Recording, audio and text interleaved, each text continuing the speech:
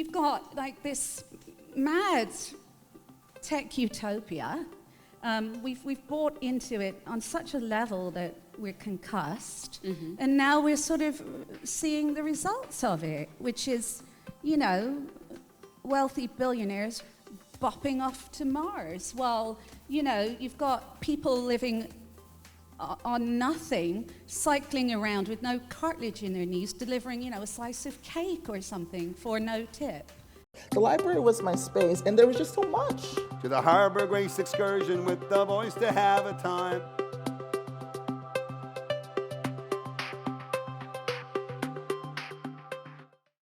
Thank you, everybody, for coming. It's so lovely to be back in Toronto. My favorite place, the TPL.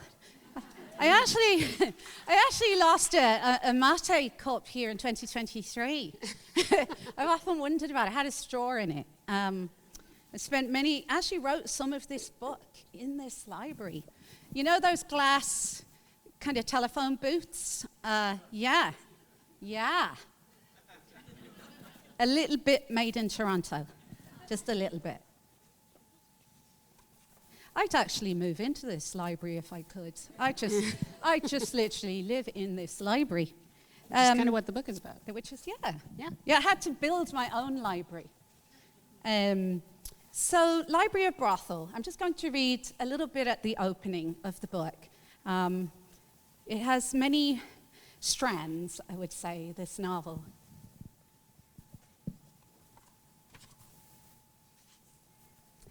House rules.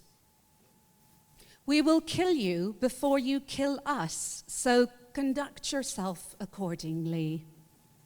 Pay on arrival. Credit card remains at the desk. Toilet breaks are included in the hour. Do not anticipate anything except intellectual stimulation. Physical contact is at the discretion of your host.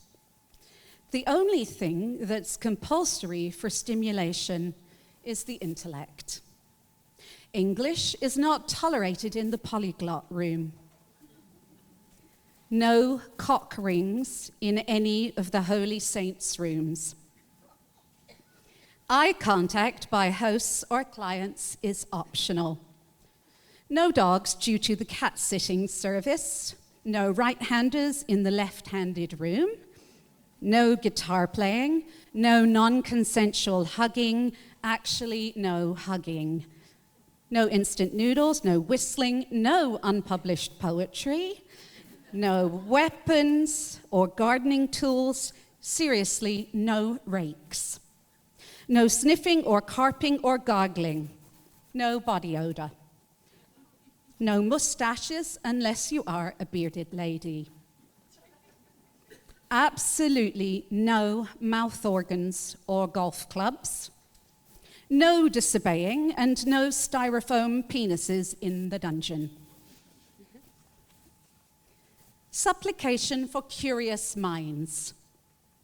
We beseech you, have the ears open, fists unclenched, and mind ductile when you make inclination towards us. This we ask in the name of the mother, the daughter, the sister, and our elderly erratic furnace. So the novel is made up of different, there are really three strands in the novel. One is the cantos, and the cantos are a kind of choral voice, kind of like a Greek chorus, but it's all of the workers. The Library of Brothel is a brothel of the intellect, but it's a workers' cooperative. So the cantos are the central voice of the workers. First canto. Let us call it the library of Brothel, our brothel of library. We're still deciding which name to give it for you. It doesn't need to be set, does it? We know what we call it, but what will you want it called? If we want you to join us, we must think carefully about what brings you in. We really want you to come. We really, really want you to do that. Do you want to come in? Come here. Come in. Stop resisting. You are on the mat now. Just step over it, and in you come. The Library of Brothel is where we work. Welcome to our job. Take off your hat. No hats allowed. We've had trouble with hats. Second canto. At the Library of Brothel, word is reaching us. We are needed. We are necessary in all kinds of ways, modes that you haven't imagined yet. We are needed like the Vatican on Grindr. We are necessary because humans no longer look at each other. They are ghosting in stasis on the phones. Come here, and we'll put your phone in our baptismal font forever. Sorry. So this is a bit of an unusual novel. I like to keep it normal. It's true. We've known each other about 10 years, and you've been working on this novel nearly the entire time. Yeah. Yeah. So do you want to talk a little bit about the germ of the idea of a novel of this shape? Yeah. Well, it takes me a very long time. So originally, I was going to create 2 novels as a diptych, like 2 panels in a painting. And so that was to be Bina and what was then called the intellectual brothel. But after I wrote Bina, it was such a singular work that I was sensibly advised that I needed to publish it alone. And so I had to completely recalibrate this novel, because originally this novel was going to be Eddie, the sort of son of Bina. Right. But I threw that idea out. So I started with what was going to be a novel in meetings. The idea was that the entire novel would be meeting minutes. I don't know if anybody remembers meeting minutes. I don't think they exist anymore. And it would be narrated by a character who's the Scrabble woman in this novel. But then I thought, no, that's not a strong enough idea. So I wrote that, and then I threw that away. Mm-hmm. And so instead, I guess this book was really sort of a business plan. I was having a very difficult time online dating. And I was, I've stopped. I've stopped all that. I'm retired. So I would go on these dates, and then I would want my 25 minutes or 60 or 90 minutes back. I'd be like, someone getting a call?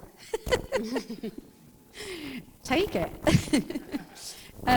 So I decided, what if instead of going on dates, we visited a place where you'd be really assured of a great conversation.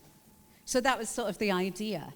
And also I was interested in the intellect as a kink.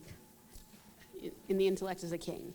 Yeah. Do you want to explain what you mean by that? As you can tell, Anakana is one of the most original thinkers that I know, and actually one of the most original novelists who like combines these like high metaphors with a lot of fun. Like when she told me yesterday that it was about online dating, I was like, I didn't quite get that from her. Yeah. That's a good point. Yes. Yeah, I should point out that everything that I'm saying here, if you've actually read the book, well, you might have missed it, but that's why it's really important to come to the TPL. This is where the real truths get told, right? Really it's a romance novel. It's just that the romance is in the spine, mm-hmm. right? Because, so I have things that I want to say about modern romance. I just don't want to say them in the traditional way that they get said, which is heated rivalry. Well, I wouldn't mind saying it like that, but it would probably have to be, heated hoops, heated hooping, because I'm more of a basketball fan. Big basketball fan. Big basketball fan. So my concern is that the humans have gone wide on each other. So they no longer kind of speak to each other, especially if you're a younger person. So how do you form, I noticed that people, before the pandemic, I noticed that people were no longer conversing. And so I was really curious about this. And I think that what's happened as far as relationships is, so the structure of the book, this is a romantic part. So it's based on this Roland Barthes quote, which has generated, develops, and dies in it. And so I thought about the duration of, if you've ever gone on an online date, God bless you. And if you're married, because you went on a date, that's great. But they tend to be a lot of talk at the beginning. So somebody be very enthusiastic about you. Mm-hmm.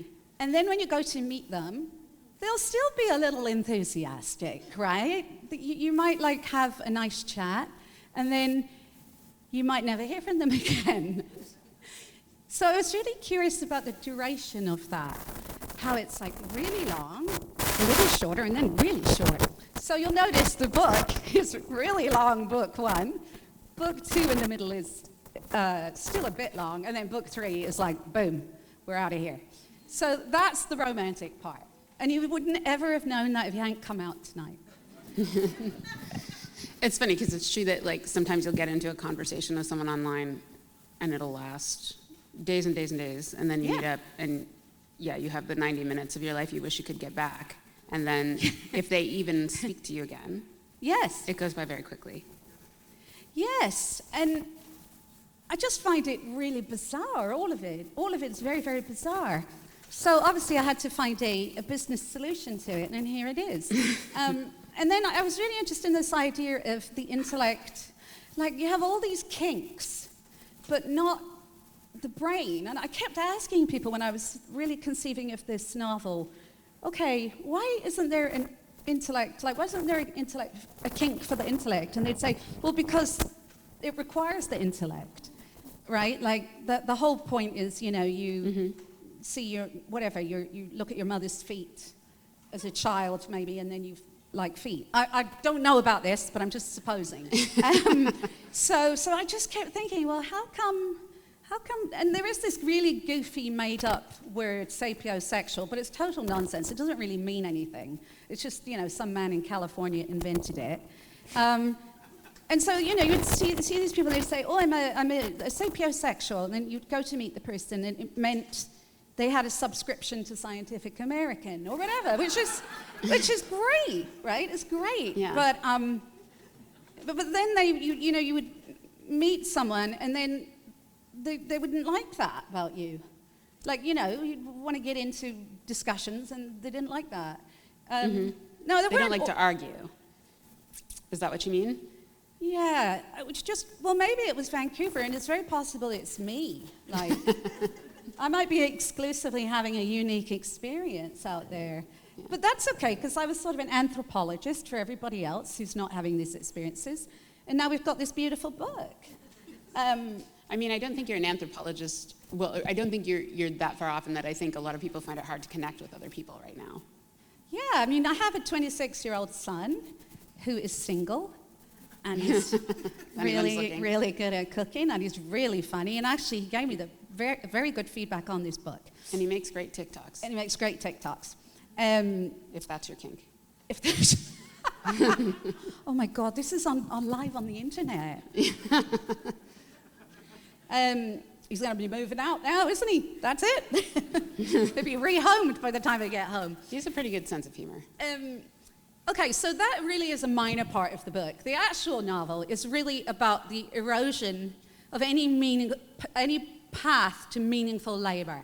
I was very worked up about this. I've always been very enthusiastic about labor and labor history and the idea of a worker. And I think it's because I've done a lot of really, really very terrible jobs. Like what? Tell the audience a little bit. Oh God, do you really want to know? Yep. I've scrubbed a lot of toilets. My worst job, I think, was where I had to walk about in a very strange dress in Leicester Square and give out tickets to something. I can't even remember what it was. I've sold a lot of ice creams. I'm really talented at not getting jobs, really. That's my greatest talent. but I realized something has really fundamentally changed in the way that we think about labor, in the way that we devalue labor, and it's in every walk of life. It started really when we stopped paying people a living wage. And I remember in Vancouver, we had these hospital cleaners who were paid, you know, it wasn't great, but it was a living wage. And then they outsourced it, and now we have like superbugs everywhere. But the workers were doing a really remarkable job, and they took great pride in that job. And so I noticed this, and of course, because I am a mined kind of worker. You know, I mine like a coal miner, but I use my mind, my brain, or, you know, whatever's in there. And it just has become so difficult to go to work, like literally. And so I was impassioned about this. Why do you think it's become difficult to go to work? I mean, basically, because the whole thing's gone completely nuts. I mean, you've got like this mad tech utopia. We've bought into it on such a level that we're concussed, and now we're sort of seeing the results of it, which is, you know, wealthy billionaires bopping off to Mars, while, you know, you've got people living on nothing, cycling around with no cartilage in their knees, delivering, you know, a slice of cake or something for no tip. It's very, very strange what's happening.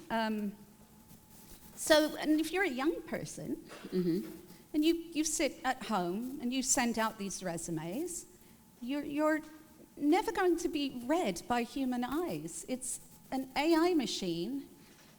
So now they write them with AI, so you've got AI speaking to AI. And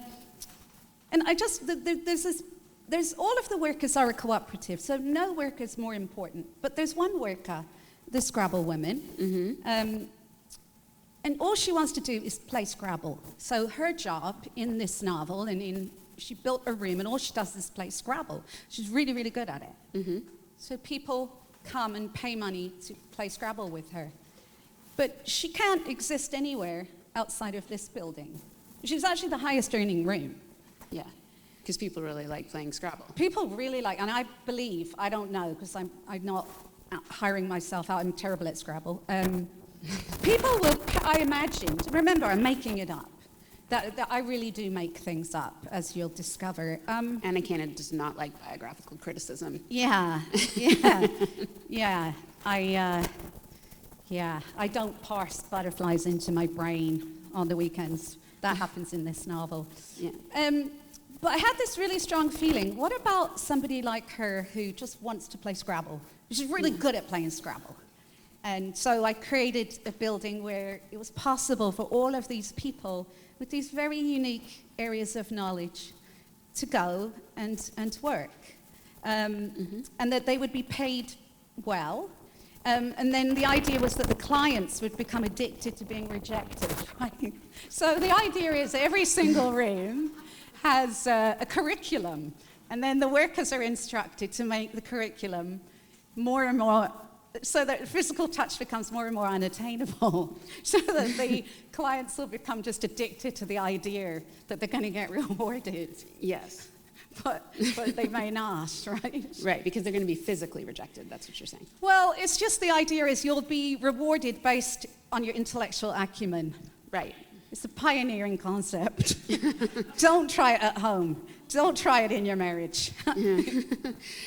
It's interesting to me because this book is basically a description of a kind of utopia, or a utopia for you, which is a place, just to synthesize what you said, and you stop me if I say anything that's wrong. No, just you hit work my away. hand or something. So it's like a utopia where you could go, and even if you take pride in a small thing like playing Scrabble, Yeah.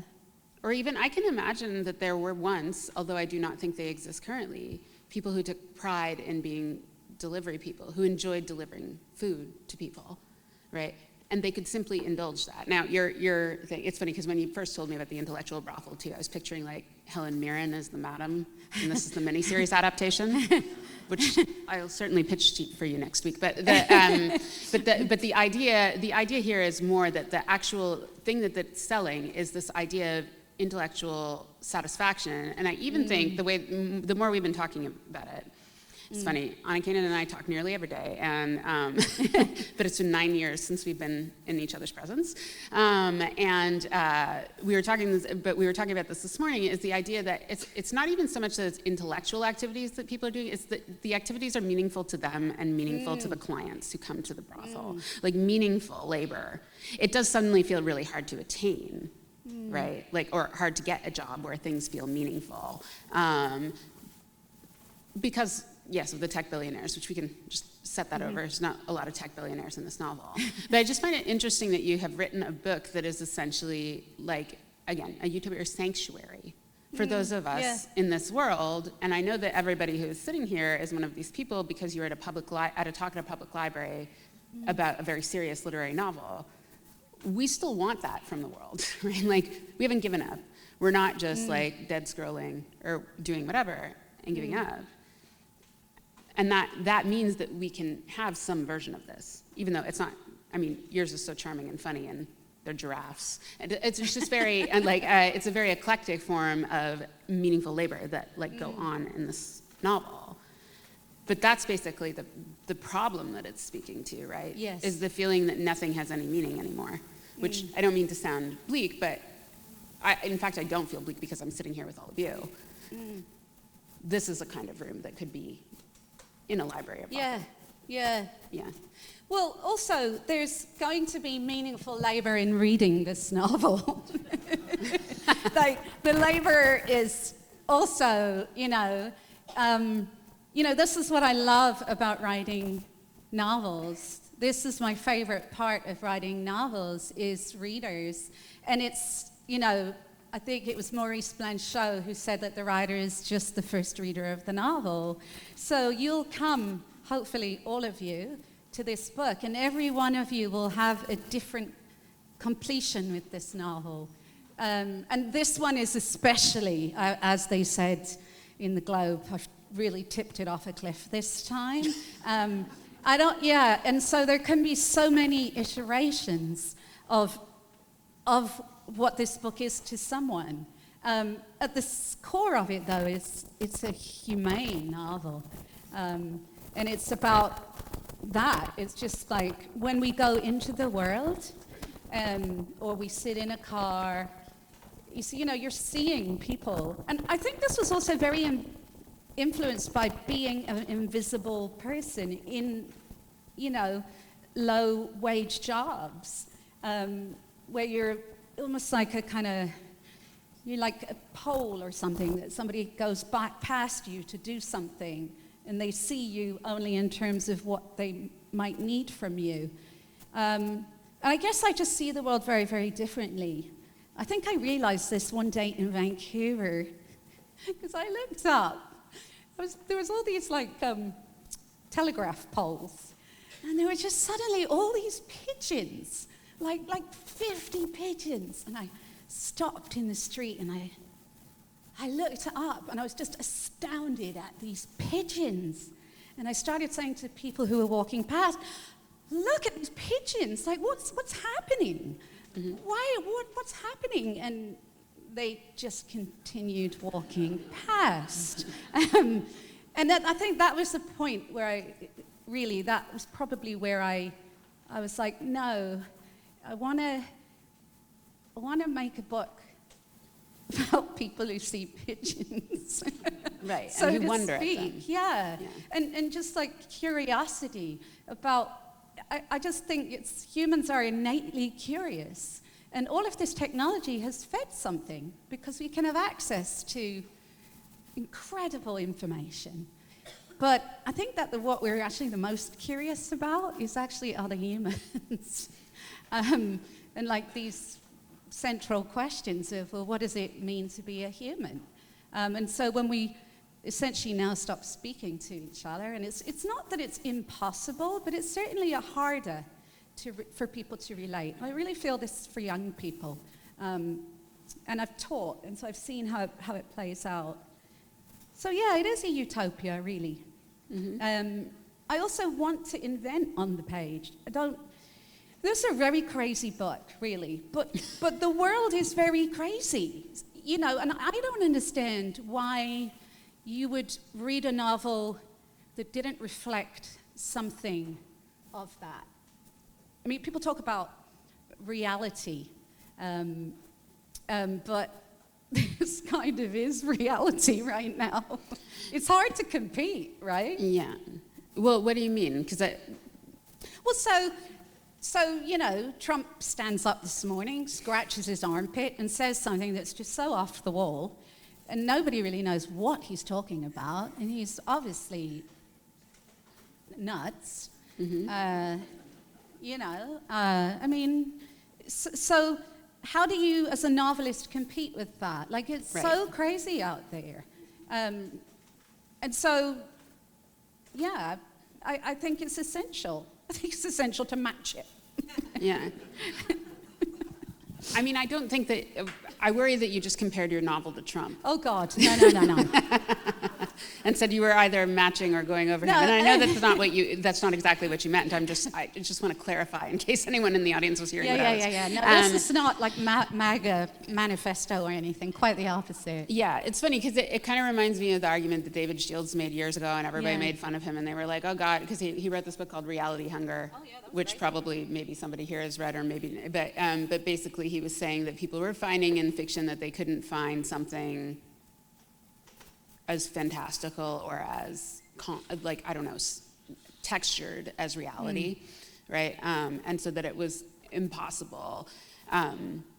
Because, it seems to me that the book that you've written bears no resemblance to Trump, and also like, is actually a book about, well, we were talking about this morning. It's actually a book that's a little bit about resistance to that kind of like heightened thing where we all constantly feel like we don't know what's going on out there in the world. And I don't need to like highlight any particular like political thing to say, like you look at, I remember David Foster Wallace used to call it the phantasmagoria of experience. That's like sat in my head for many years. But like the phantasmagoria of experience, it feels like you can't like derive any meaning from it. And you're saying, well, what if we had a place? Yes. Right, like where we could derive meaning from it. Which fundamentally I think you think is books. If I was to ask you, is there a place in the culture where we can get that? Ooh, I kind of think music too. And sports. Maybe all three. Maybe an opera about tennis. Yeah. Where we're all reading books. Yeah. Throughout. Yeah, I think it's true. I do think it's like a call to arms somehow. Yeah, it's true. But it is. It's an act of resistance, this book. It really is, because it refuses, it refuses to cooperate in some ways with expectations, which was very challenging for my beloved editor, Lynn Henry, who's here tonight and must be saluted for her patience and compassion. But fundamentally, it was also about, I'm very interested, obviously, in language. And so, how do I find a language to talk about these things? I'm living in a city where it's just a development juggernaut. At one point in the novel, one of the choral voices, the worker says, I can't afford to be alive. And that's honestly, truly, often how I feel when I go to the shops in Vancouver. I said to my son, well, we can't afford soap. Soap's $7.99, So that's it. We just have to wash with the air. So, I was living through, this is a Vancouver novel. It's set in Vancouver, but it could be any number of cities that have been gentrified. Toronto, I'm sure. So many cities where people are displaced. I wanted to talk about housing in terms of because this is a building where I'm inviting you, the reader, to come in. And you're housing me by opening my book. And I'm housing you with all of these words. And that extends into the day, right? When you go to work, all day long, you're housing one another in conversations, maybe boxing matches occasionally. I mean, working together with people is very tough. It can be, and joyful. So that was another thing to all throughout the novel as well, where the workers are appealing to you to come in. And that is really a direct reference to the kinds of challenges you face if you write novels that, ask the reader to come and meet language in a slightly different way than what they're used to. It was a bit of an impassioned plea, Mm-hmm. like, come on in. And then you don't, like, the clients aren't coming. So they're constantly saying, well, where are you? We've tried this, and we've tried that, and you're still not coming. And That's like that's the sort of language of transaction and sales. Mm-hmm. So it's kind of like a sales pitch, but maybe a little biblical. Why biblical? Well, I was raised, obviously I'm from Ireland originally, I was raised a fairly devout Catholic, so the language of the liturgy is very much in my blood cells. Mm-hmm. And I think, honestly, we need divine intervention at this point. We really do. I mean, things have just gotten so nuts on so many levels. We're just bamboozled. I mean, is anybody else not confused? I'm fully willing to accept that I'm an anomaly. I'm very peculiar. We know that about me. It's interesting that you say that you think you need divine intervention, though, because it seems to me like when I read this book, I see that the answer is ourselves. It actually reminds me, my friend Lydia Kiesling is who's a novelist herself. I remember during the pandemic, she was often saying, hey guys, like, we're the adults now. She was speaking specifically, I think, to Gen X or millennials, basically, like, hey, we're the adults now, like, no one else is coming to save us, right? And I think in your book too, like, the idea is, like, we could build this. Yes, we could. We are building it right this minute. You've all come into this room with me, right? Right. And the idea is, like, it is within Don't our worry. power. There's nothing funny going to happen. Yeah. Just to be clear. Yeah. Nothing kinky is taking place here. It's just this idea that it is within our power to choose meaning in a world that seems like opposed to it, or to choose sense in a world that is going in the direction of nonsense, right? Yes. And, like, maybe that's the only power that we have, right? But it's worth exercising. Absolutely. We need to take it back one line at a time, one word at a time, one line at a time, one paragraph at a time.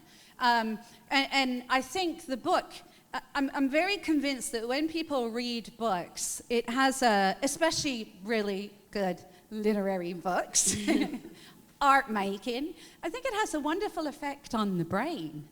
And I think one of the reasons why everybody's, like, disrupted, so to speak, is obviously there's lots of reasons, but one is that we're not having this engagement anymore. With a lot of different kinds of things. Yeah, well, everything is about just chasing dopamine, which, isn't very good for you. I mean, I don't know if anybody knits here. Does anybody knit? Because that's it, so thank you, knitters. Welcome, knitters. I really am a bad knitter, but I find it very similar to reading, and a little bit like exercise. That once you actually start reading, your body, your brain wants to read. So I've started this binge reading project. And on Substack. On Substack. So it's a little bit like OnlyFans, but I'm fully clothed. and I just sit there for 5 hours and I read a book in silence. And you just sit there in your house and you read a book and you don't speak. I think you can see me, but obviously I can't see you. But it's really wonderful. Mm-hmm. I'm reading, I'm just plowing through books. And so I've been choosing books that are in the public domain. And so far we've only had about 5 people, but everything starts with a whisper. And I actually had to buy a new chair because I realized I was going to end up needing back surgery because I found my chair in the alley and sitting in a chair for 5 hours. But I've got a new chair. Yeah. And you'll all have contributed to this chair by buying this book. Exactly. Yeah. To your chiropractor budget. My chiropractor budget. No, but really, I'm so excited about this. Now, I regularly have these ideas, and regularly they don't work. Yeah. But, you know, why aren't we gathering and reading together? I know there is a group that do gather and read quietly, but people go to Pilates, they go to the beach, they do all sorts of things together. So it's very reasonable for us to read together. And the idea is that we're going to take the very technology that has like mushed our brains, and we're going to use it so you can't touch it, right? Because you've turned on the Substack Live. We're going to use it to read books. Well, and the other thing that I think is interesting is it's not like every book or every room in the library of Brothel is a room in which people are reading. No. It's a room in which they're doing all sorts of other things. They're doing all sorts of things, yeah. They're not reading in this. They're getting... No. There's one room called the human car wash room. Yeah, that's pretty fun. It's broken at certain points. It breaks down. Yes. And some of the pleasure of the novel is like reading all the different... the different rooms. Yeah, the different kinds of... But the different kinds of labor that are meaningful to people. And I know there's a passage that you want to read at the end. Yes. Could you perhaps bring it? Oh, are we at the end already? They gave me the 10 minutes. Oh, you've got but 10 I'm not minutes. supposed to say that. Oh, sorry. Jeez, I thought you were just getting started. Oh, yeah. So I'll read you the final part of the book, which is a bit of a spoiler, but... It's not really a spoilable book. It's not a spoilable book. Yeah. Okay, so this is from the section called The Department of Tragedy, Entropy, and Melancholy. Be careful who you ignore or fail to acknowledge, even if they are sometimes a drunk or a bowsy, writes Scrabble Woman. You just never know who the person will be who can get you into that building or that room or behind that curtain or upstairs, or who'll let you go through the ticket gates that one time without swiping your ticket, because your two hands are full with heavy bags, and there's someone elderly and confused down the end of that platform who needs your help. And in that moment, when a person lets you pass, or the cleaner swipes the lock and says, "No bother," well, it's in that rare moment a worker sees a worker and says, "Carry on, work away, you're all right." What a thing, thinks Scrabble Woman. What a thing to be told, "Carry on, and you're all right." Today, at least for 10 whole minutes, it became something.